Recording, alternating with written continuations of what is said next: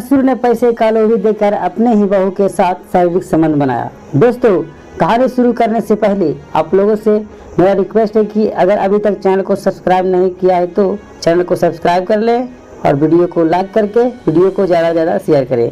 दोस्तों, ये कहानी झारखंड के राउरकेला जिले से सामने आया है। चेतक राम को कोलकाता में नौकरी लगा था, जहां कोयला निकालने का काम चलता है और चेतक राम का बेटा रमेश प्रदेश में काम करता है और रमेश का पत्नी घर पर अकेली रहती हैं। रमेश का माता यानी कि चेतक राम का पत्नी को एक्सपायर किया हुआ करीब 10 साल गुजर गया था और अभी तक चेतक राम जवान था और तंदुरुस्त था। दूसरी शादी भी नहीं किया था। जब नौकरी से घर आता तो जवान बहू को देख के मन में उल्टा सीधा बातें सोचने लगता था और जवानी तूफान मारने लगता था और अपने बहू का दीवाना हो गया था और बहू को गलत नजर से देखने लगा था। और जब बहू कुछ काम के लिए ससुर से पैसे मांगती तो जब 50 रुपया मांगती तो ससुर कहता, इतने पैसे में क्या होगा बहू, ये 10,000 का पूरा बंडल ले जाओ। इसी तरह बहू को धीरे धीरे पैसे का आदत लगा दिया और जब बहू के पास पैसे खत्म हो जाता तो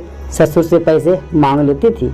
एक दिन जब ससुर से पैसे मांगने कमरे में गई तो बहू को पैसे का बंडल दे रहा था तो बहू का हाथ पकड़ लिया और हाथ को सहलाने लगा और कहने लगा, बहू तुम जो कहोगी मैं वो करने को तैयार हूँ, बस एक बार जवानी का प्यास बुझा दो। और 10,000 का दूसरा बंडल भी हाथ में पकड़ा दिया। इतने में बहू का भी जवानी तूफान मारने लगा और ससुर के गोद में बैठ गई और रोमांस करने लगी और ससुर का बेड खड़ा हो गया और बहू को बिस्तर पर लेटा के टकाटक फटाफट बैटिंग करने लगा। बहू को भी ससुर का बल्लेबाजी अच्छा लगने लगा। अब रोज बहू ससुर से शारीरिक संबंध बनाने लगी और धीरे धीरे ससुर और बहू को रोमांस प्यार में बदल गया और रात को रोज ससुर और बहू साथ में सोने लगी। जब दोनों शाम को 6 बजे बिस्तर पर शारीरिक संबंध बना रहे थे तो एक पड़ोसी ने नमक मांगने गई तो ससुर और बहू को गंदा हरकत करते